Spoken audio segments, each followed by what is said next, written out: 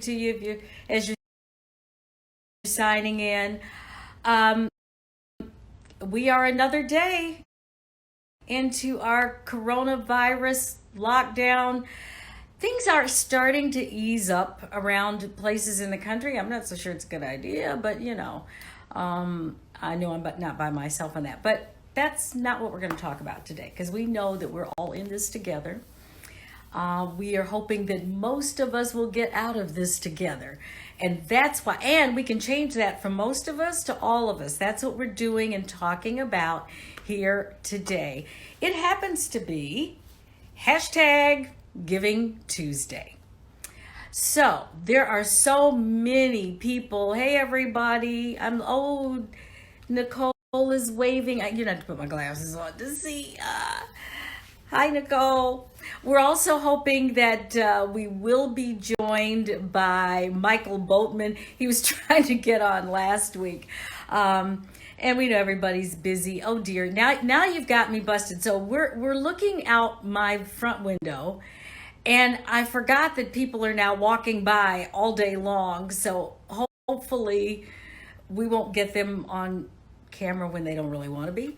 Because I do have some pretty famous neighbors. I have to say I do. I really do.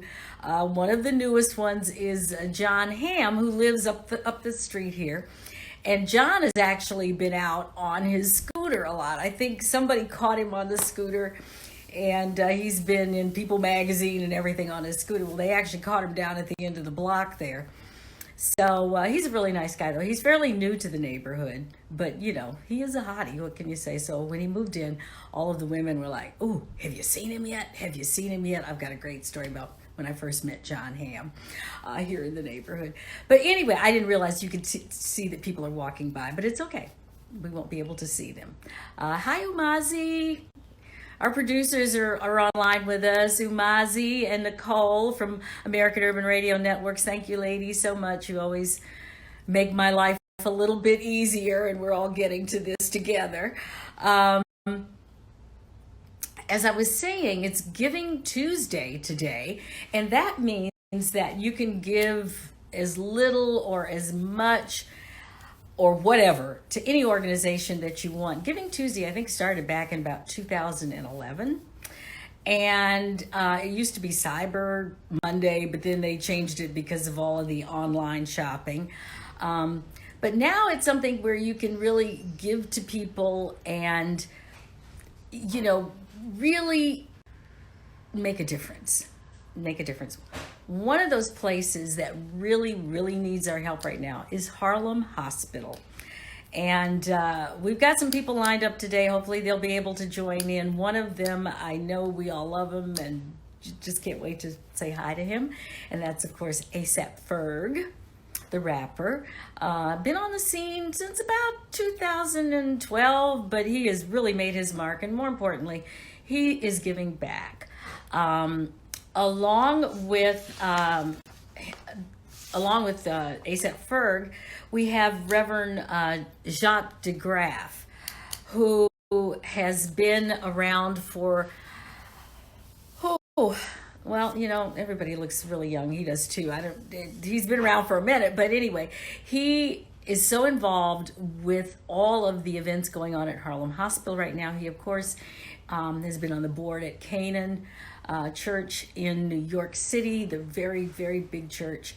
And so he has a lot to say about what's going on and what's happening there with Harlem Hospital, as well as ASAP Ferg. So I'm really hoping that they can join us, because that's what this is all about. It's like people coming on and talking about what they're doing to not only just give back, but just what you're doing and how you're surviving and those kinds of things. It's been, I don't know about anybody else, but we're like almost 8 weeks into lockdown here. And I don't know about you, but there are days when it's just really hard, because above and beyond that it's our human nature to be with people. It's also our human nature to interact with people, even that we don't know, in a certain kind of way. And so when that's gone, you're just like, oh, gee, now what do I do? I don't know. But we'll find out. Okay, Michael Boatman, are you coming on, honey? Are you there, Michael? Somewhere? we, we're we're hoping we're hoping again that Michael will make it today, because I mean, the real reason I want Michael on. Michael is such an incredible actor. He is right now doing a series for CBS All Access.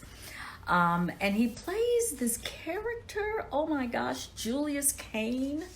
I don't know if you're familiar with this show. It started out as the Good Wife, and now it's The Good Wife. Oh, we're waving at Reverend Jacques. You know what? Reverend Jacques is here, so I think we're gonna invite him to come on. Maybe first, since he's here. Let's see if we can. I hope I do this right. I think he has to do a request, and then we're just talking about you, Reverend. I think if I hit this, let's hope that I don't screw this up. I'm gonna invite you to come on. I think that's what has to happen. The Reverend, as I said, has been so involved with so many things, not only in New York but around the country, and has really emerged as one of our leaders. Okay, there we go. So now I get to view your requests. He's right there with us. Go.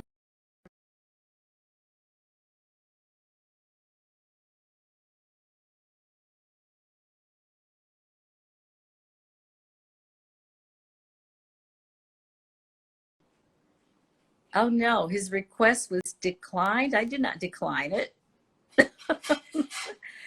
Send one more, Reverend, and we'll try to wave you in. I don't know. Okay.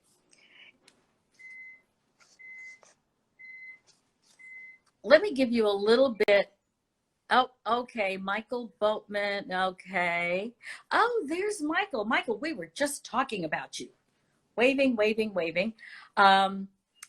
Michael, hold on one second.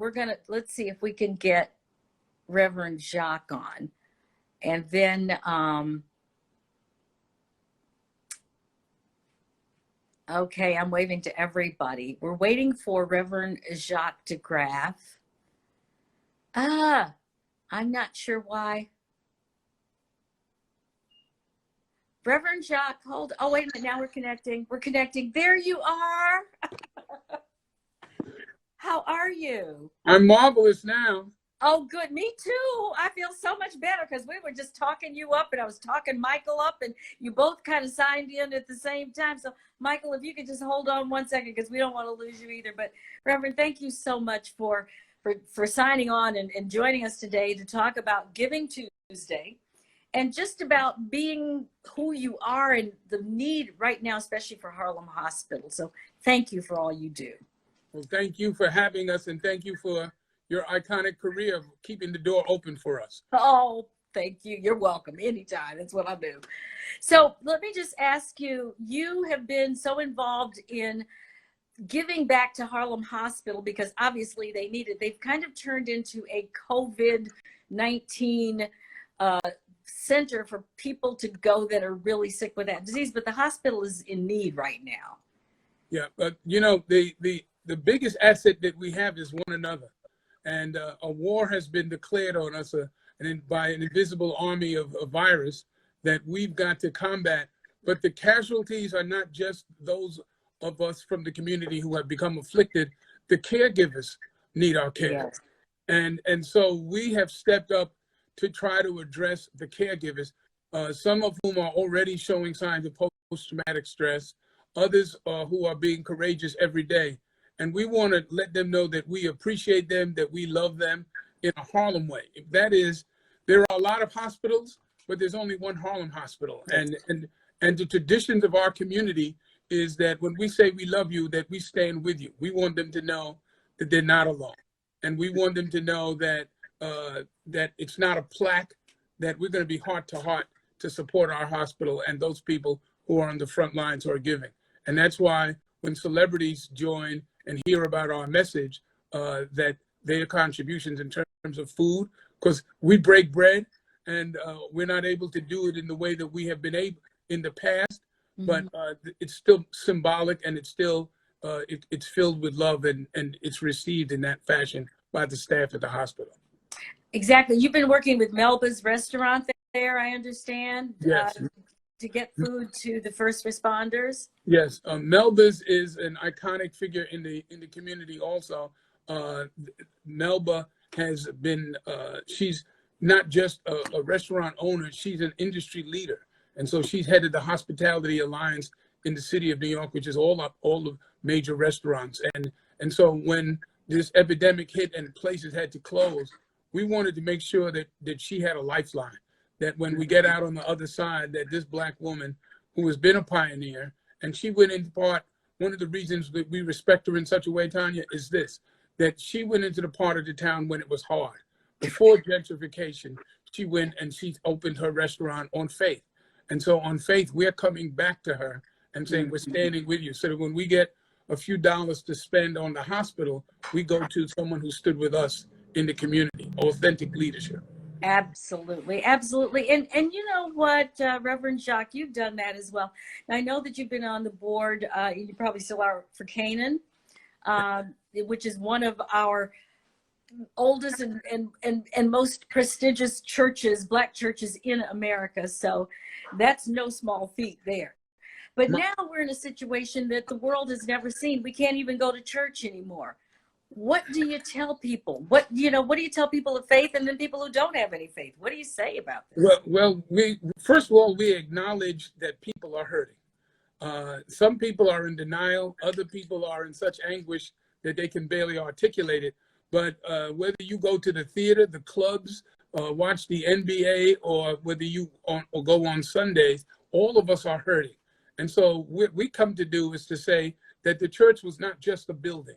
The building held the church, but the church is in the world. And so we've had to find new and creative ways to touch one another. And I believe that non-believers are watching us right now to see how we walk. Just for a moment, to go back to our Bible, when people got on Noah's Ark, they didn't know where they were going. When people followed Moses out of Egypt, they didn't know where they were going, but they knew that God was with them. And so they followed. And as we say in the church, we'll understand it better by and by. We're on a journey right now. The journey is filled with tears and heartache and sorrow. And it's strange. We're in a strange land. But we're still following a risen Savior. And so we know he's on the throne. And so we are being creative. We are staying in touch with our seniors. We're staying in touch with single folks. We're staying when we have to pay a lot of attention to our young people.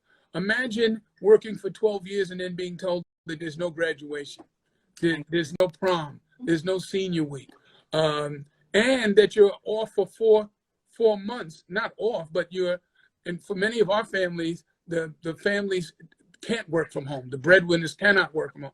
So many of our young people are unsupervised during the day.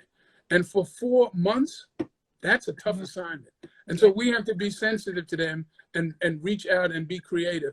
And so even as this time where some places are reducing their restrictions, we have to stand and be examples and let our light shine and listen and be there for our young people. I'm so glad you said that because, we live here in Southern California. We got the really best beaches. Still on the East Coast, my favorites, but okay. So keeping people away from the beaches and things are opening up. And I got to tell you, I went into a panic, I'm like, we were doing so good, but this is not over. There is no vaccine for this. And guess who's dying more than anybody? Well, that's what we recognize at the hospital. And unfortunately, too many of our folk are dying alone. They're dying in a hallway. They're dying on a ventilator. And so the anguish of not being able to hold their hand or to say a last goodbye is particularly heartbreaking.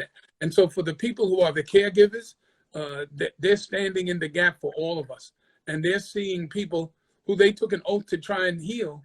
They're seeing so many slip away, and it's hard on their hearts, and it's hard on our community. And that's where faith comes in, right? Mm-hmm. We've got to know that it's going to get better and that we're still part of his plan. And part of the plan is to walk by faith and not by sight. We don't know.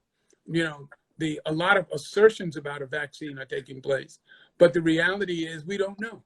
We don't know a lot about this disease or this epidemic. When people say in the beginning, they said don't wear a mask. Then they said wear a mask. Right. It is communicable. It's not communicable. But a tiger in a zoo got a test, and a lot of us can't get tested. So we're dealing in a time of controversy and conflict, and so faith is the answer. And but one of the reasons that those of us from the community have been committed to Harlem Hospital and raising funds is because Harlem Hospital has been there for us. When Martin Luther, a lot of people don't know this, but when Martin Luther King was first coming on the national scene in 1958, he came to Harlem with his book, and he was stabbed on 125th Street and rushed to Harlem Hospital.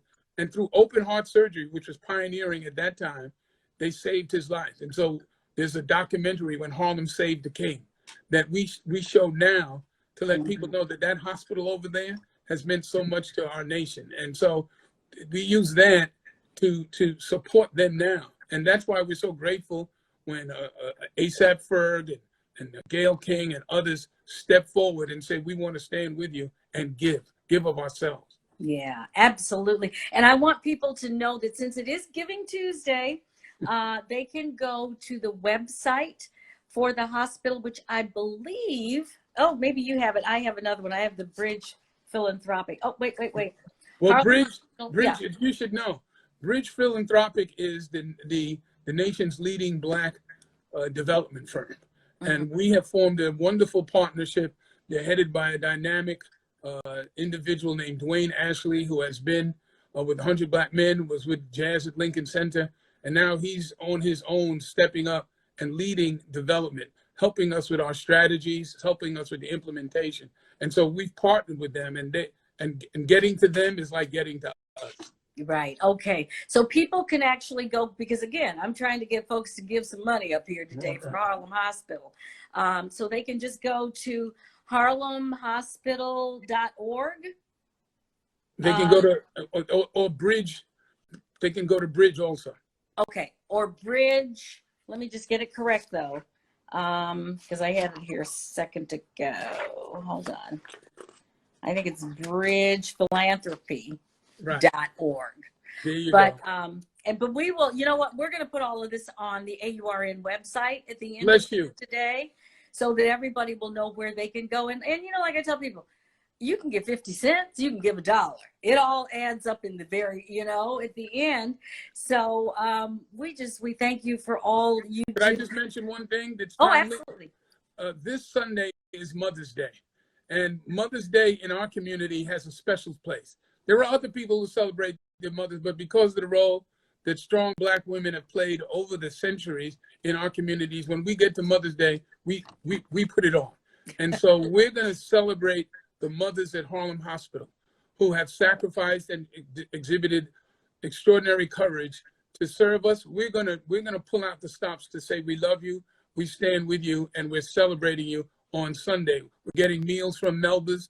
We have Dapper Dan creating special gowns and masks. We're gonna have fire trucks and African drummers. We're doing that to say to the world that we're hurting right now, but we're still standing tall with the people at Harlem Hospital. I know that's right. Well, thank you again. I think we've got ASAP Ferg, who, if you do the request ASAP, then I can bring you on. Hold on, Reverend Jacques, don't go away just yet. We're all trying to work through this. This is yes, we are for all of us. So, okay, I think Ferg is on. Reverend, I'm gonna wave you and send you lots of love from the West Coast, and just keep doing what you're doing. Thank you, and I want to say thank you to ASAP Ferg for all that he's done and for what he represents in our community. Absolutely. Thank you. God bless you. Okay. Well, so far so good. We've got ASAP. I think he's on, and he's going to join us right now. He's also in New York. You know, ASAP is a Harlem guy. He was born there. So hold on. Okay, where are you? I see you.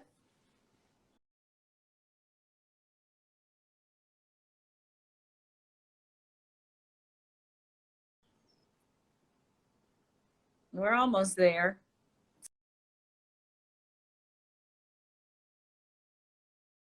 That was wonderful. Oh, what a guy he is. I mean, you know what?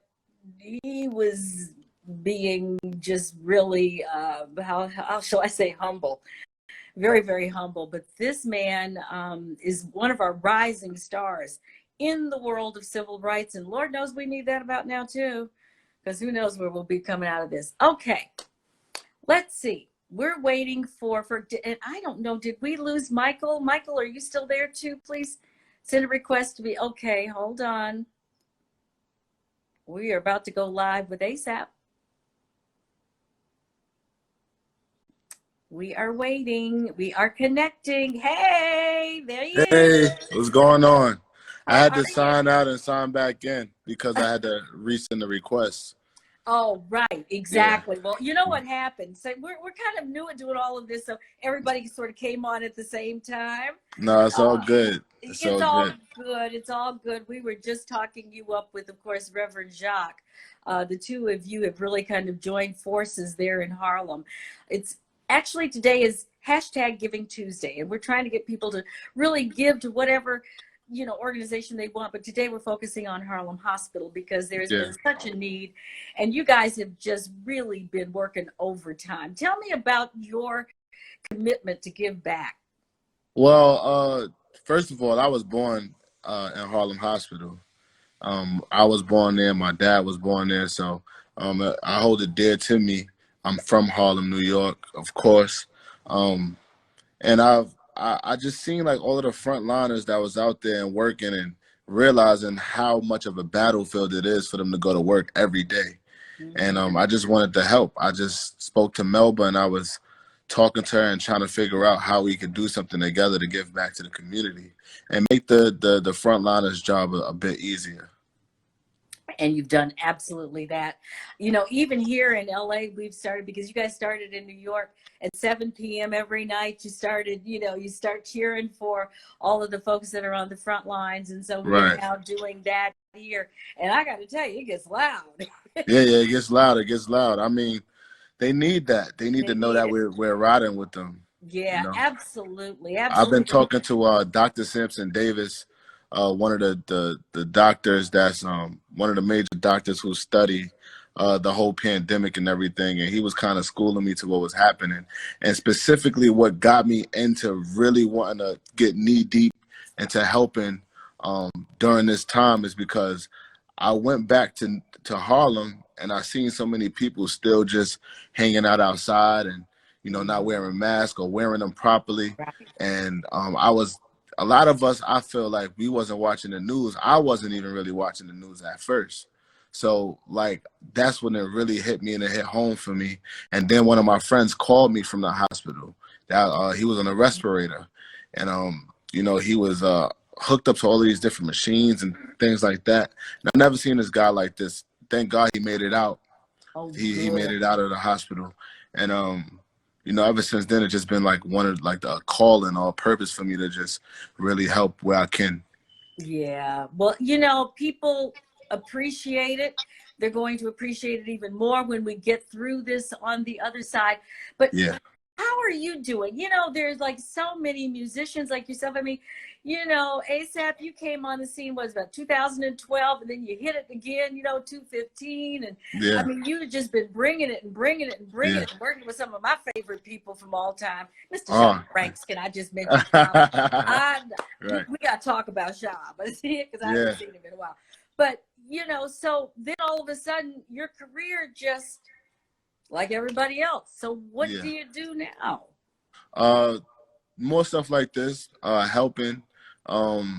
Just as far as the career, just continue to make music, continue to I call it medicine because I feel like music is really made to heal. You Is can make your music for all types of reasons, but really when I linked up with this kid, he was on chemo during South by Southwest. He said that my song Hood Pope helped him get fight cancer. So I was like, oh, I can actually really help people with music. So like you'll hear like me dropping little jewels, and also just current events in my music. So I just want to continue to be the guide, the people's champ, I would like to call it, and the hood pope, just to preach to the people in the hood. Right. You know, it's interesting what you just said, ASAP, because when this is over, I mean, obviously you write about, people sing about, write about what's going on in their life. This has been unique in the sense that it is a collective life we are now all living. I mean, it Hmm. really, really is.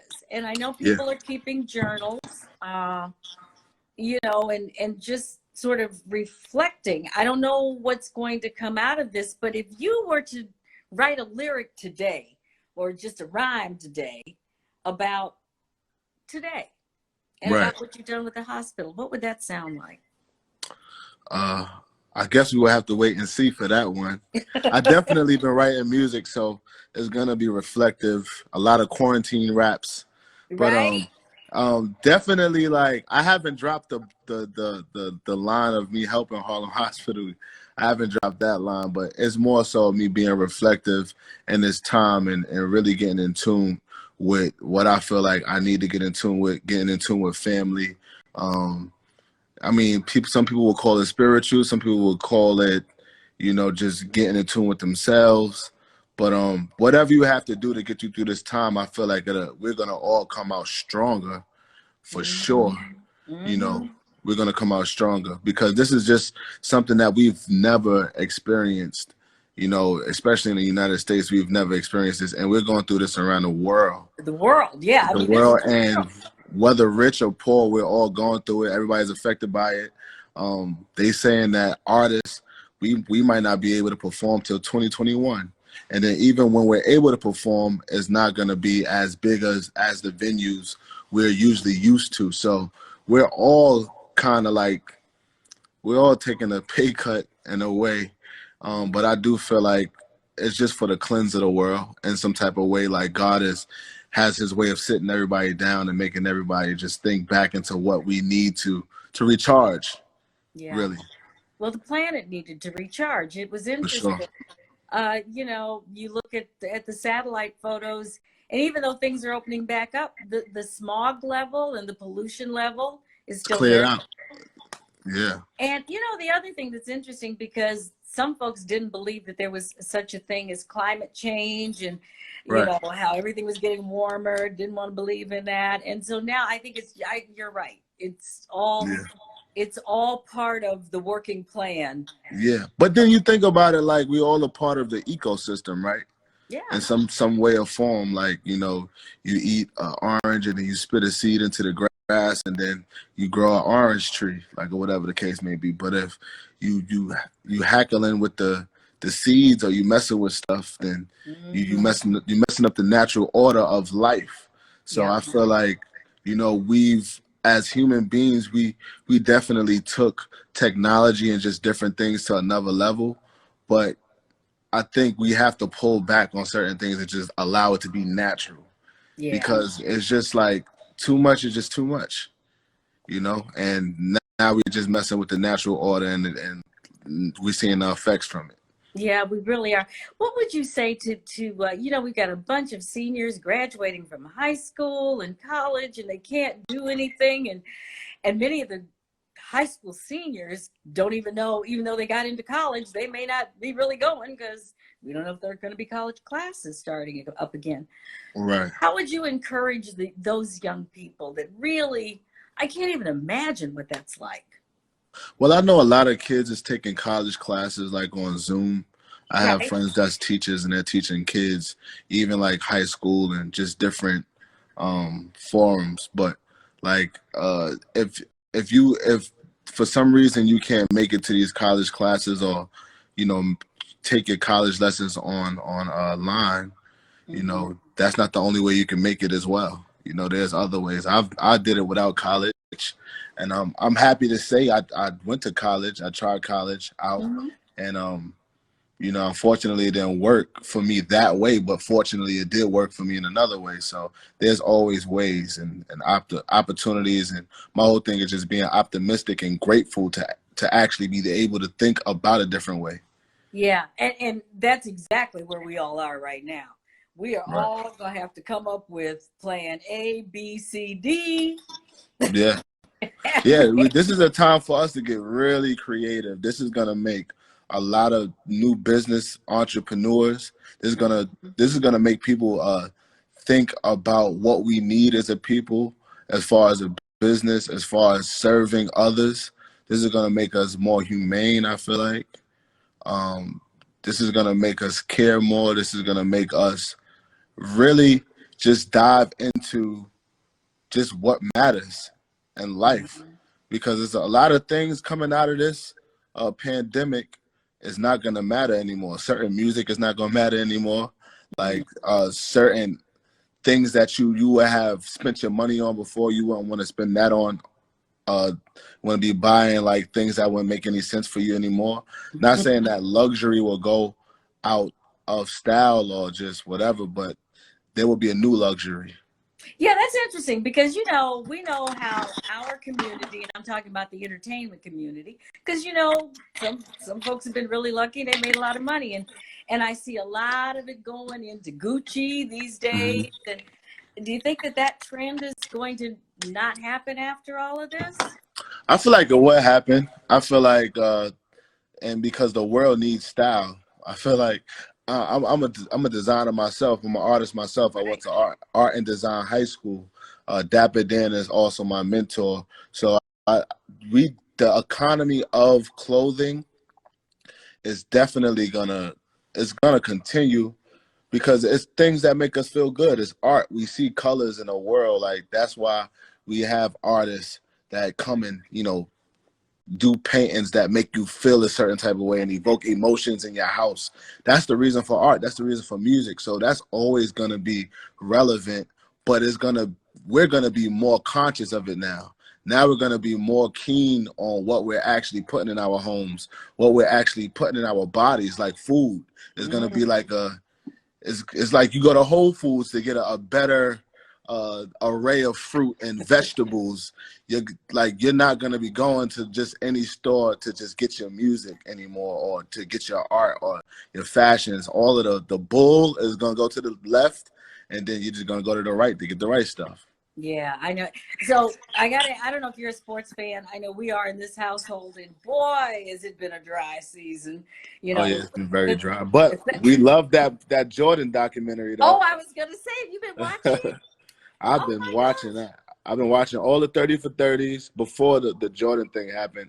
I watched all of the 30 for 30s, the Mike Vicks, the Dennis Rodman, like all of the 30 for 30s been good. And now the Jordan, oh man, it's amazing.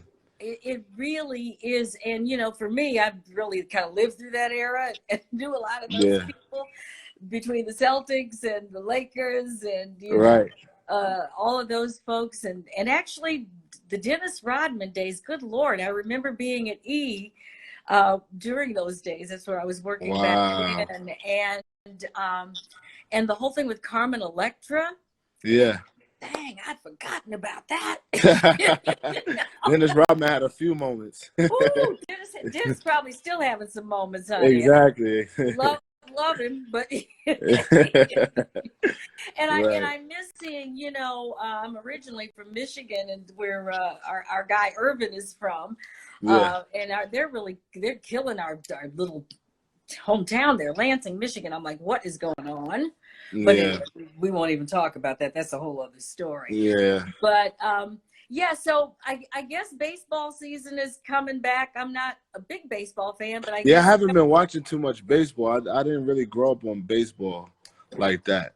And it's oddly enough, I got into basketball a little bit late too. I played basketball as a kid, got into basketball a little bit late. The first game I've ever went to was about 3-4 years ago, and I went to a Knicks game, and I've been fortunate enough to watch the games on the floor. So, you know, that really what drew me into the sport was like all of the VIP stuff and me getting put on the Jumbotron and all of that stuff. And then I really started getting like talking to the players and all of that stuff like that, getting into the players. But Jordan, I'm pretty sure is anybody, like, you know, when you're a millennial, like, we all love Jordan. We all grew up on Jordans. The Jordan that we grew up on is different to the Jordan that the kids know today. Kids know Michael Jordan for the shoes. and the sneakers. Yeah. We know Jordan for the actual player. So You know what was so funny? I'm sure you saw it on Sunday, and I was so shocked when he was talking about he wore the Jordans that he had worn originally in Madison Square Garden, and those yeah, shoes. and they cut his feet up. Cut his feet up. And Okay. you would think he wouldn't say that. You Right. would think he wouldn't say that because it's like bad. It's like it's just not good for his brand. But he was like, man, they cut my feet up. I don't recommend y'all to do that. Right. I was really in shock when he said that. I Yeah. really was. But yeah, those were some great days. I mean, I just remember, going to some of those games, being lucky to be here.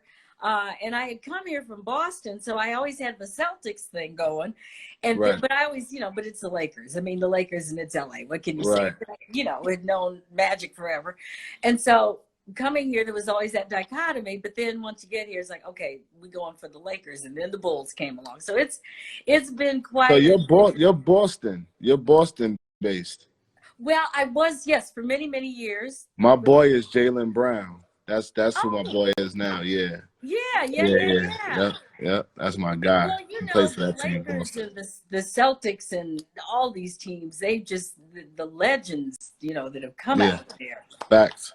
It's just been unbelievable. So, and actually, Irvin and Cookie, we all go to the same church. So we used to see each other on Sundays, but we don't see them anymore now either. So I kind of miss all those guys. But yeah, it's been great. And I do think that probably the NBA will come back before the end of the year. Hopefully. Yeah. Hopefully, man. Yeah, we just gotta keep our hopes up and stay prayed up and just because I see LA is getting off lockdown Thursday, Friday. Yeah. Friday.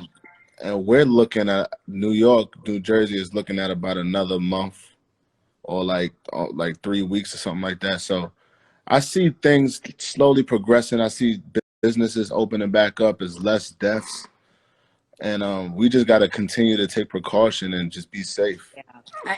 And what you said to all of the younger people, wear your mask. The right way. Wear it the right way.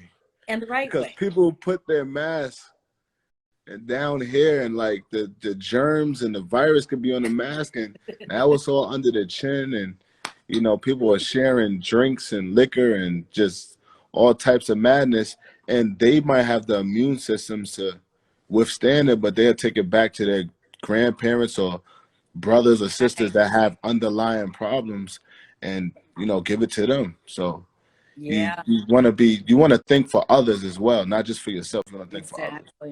I have to ask you one other thing too before I let you go. So Ferguson, which is your real last name. Yes. So there's some Fergusons in Michigan. Do you guys know that clan of Fergusons? Nah, I don't actually. No? Okay. I was always wondering about that. Nah. Yeah. Nah, I don't. Okay. All right. Well, they're good people too. I'm pretty sure it's a rack of Fergusons in the world, and we're probably all related some type of way. Yeah. I am so sure. So, what are your parents? How do your parents feel? You mentioned your dad being born at the Harlem Hospital. About your success. Yeah.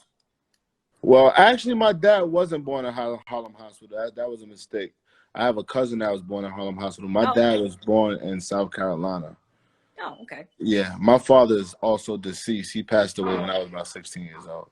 Oh, okay. Yeah. Yep. I'm so sorry to hear that. But he did so much for Harlem. Yeah. Oh, your dad did? Yeah.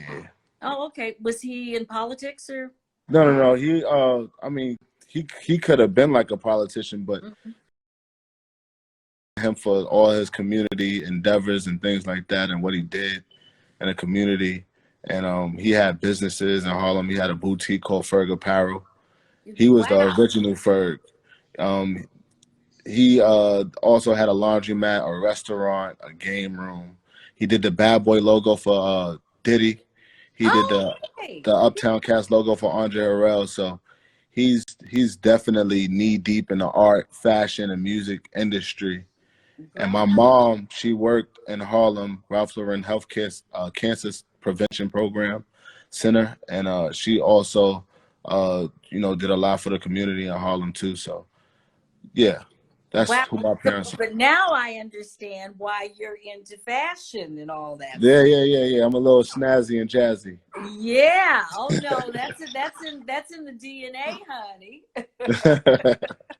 Yeah. Well, listen, thank you so much for spending this much time. I want you to know when I put my glasses on, I can really see. People love you. You do know that. Thank They you. love you. I I mean, you love see them. the comments that are coming in. It's like, we love you. Somebody just came in from Africa. Oh, we love him here too. Yeah, I see Africa. I seen Africa, definitely. Yeah. Have you been there? Yeah, I've been to Liberia. I actually helped out there with some just helping out and helping kids get uniforms and things like that. And I've been to South Africa. Yeah. I know. There's nothing like, and when we finish all of this, and I suggest to everybody who hasn't been to some part of the continent, the African continent, Go to Africa. yeah, Joburg, yeah, go, Ghana. just go. I heard Ghana on Christmas is lit. You got to go to Ghana. Oh, on Christmas. Yeah. Oh, yeah, they had. I was invited to go back. Were you on that? They had that like kind of celebrity tour that went there. I think it was like a Afrochella, if I'm not mistaken. It's like Yes. a Afrochella like festival. Yeah. Type thing, a huge festival that happens in Ghana. Yes. Yeah. I know a lot of people from here went a couple of years ago. Yeah, I got to make a trip out there. Yeah, you got to go. You got to go. Yeah. Well, listen, ASAP, just keep doing what you're doing, hon. Appreciate you. You too. You are so on the right track, and we love you, and just likewise. We're telling everybody, and you can do it, by the way, in ASAP Ferg's name today. Give to the Harlem Hospital. It is hashtag Giving Tuesday. Give the Harlem Hospital is hashtag Giving Tuesday. It's also Taco Tuesday. And I know, because it's Cinco de Mayo. Yes. It's actually Cinco de Happy Mayo. Cinco de Mayo. Yeah, happy Cinco de Mayo, everybody. I have to admit, I had my little cocktail yesterday. So. I don't know if I can do it 2 days. Round 2 today. Round 2. Round 2. Joburg, what's up? I know. Oh, wait a minute. Somebody was wondering when is the.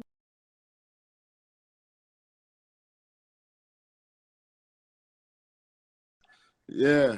What's up? What's up? 1-4. It's a song that I did with these Australian rappers.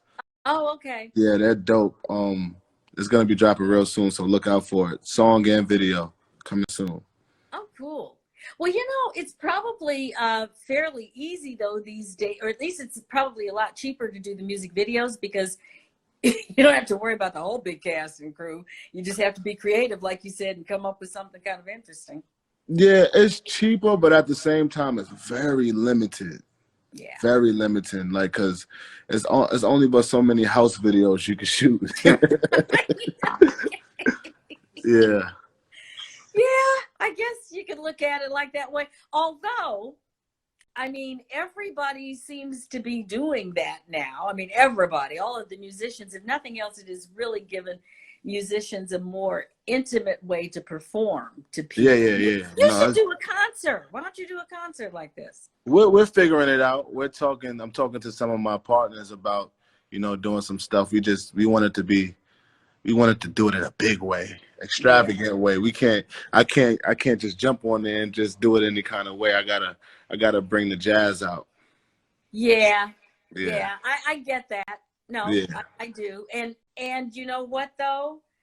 You probably, because I've been trying to think of, okay, because I'm like John Legend. I miss going out because we in LA, we go out just like we do in New York.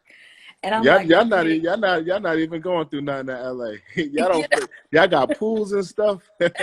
y'all got that good weather. Y'all good. I know. Sometimes I do feel a little bit bad. It's like, this is out my front window, so what can I say? Right. But I've been trying to think about how to get back because I miss going to concerts. We do a lot of that. We go or go to clubs or something like that. So I've been trying to think of some creative ways that we can get back to that. I mean, And D Nice. D Nice is killing it on the ones and the twos. yeah, He's been spinning. He's been DJing. And shout out to D Nice for yes, bringing us those absolutely. experiences. Yeah. Yeah, he really has. So there is that. But I mean, just that whole club or concert experience. And so I was thinking, because like we live like 5 minutes from the Hollywood Bowl, which is, you know, huge. And you know, Yeah. they're not going to be opening that up anytime soon. But then I thought, if you seat everybody, you know, you're doing an Evite or you're selling tickets, and you just start selling the tickets so that people really are distanced, which you can do. You know, would that work? Would something like that work? I don't know. Do you think people would be comfortable with that? I think it's less about the people and more so the venue. Yeah, And they don't want to get sued because anybody could come down with something and that's true. go back and say that the company, it could be 5 people in there. You know, everybody, some people is just looking for a Yeah, come up. yeah, So that's you gotta be easy with that. yeah. Oh, bummer. I'm just trying to get us back into I concert. know, I hear you. I don't know what I'm gonna do this summer if I can't get out and go to my Nah, concert. we gonna figure something out. We're gonna be able to get out. Okay. Yeah. I'm holding you to that. Well, you know, we could get out and get our runs in every day, get a workout in, as long as we're not running in no packs. We can Yeah, well, still go outside and get some fresh air now. no, that's Gotta do essential. that. Yeah, no, that is Yeah. essential. And the other thing is for people who may not be feeling well, to know that there is some place they can go to. You know, somebody mentioned the other day, they said everybody's talking about COVID. What happened to heart attacks and strokes? Where are all those people? And we said, oh, that's a point. You know, a lot of people aren't even calling 911 if they're having something serious. So I wanted to let people know if something serious is going on, go ahead and call, because you may need that help.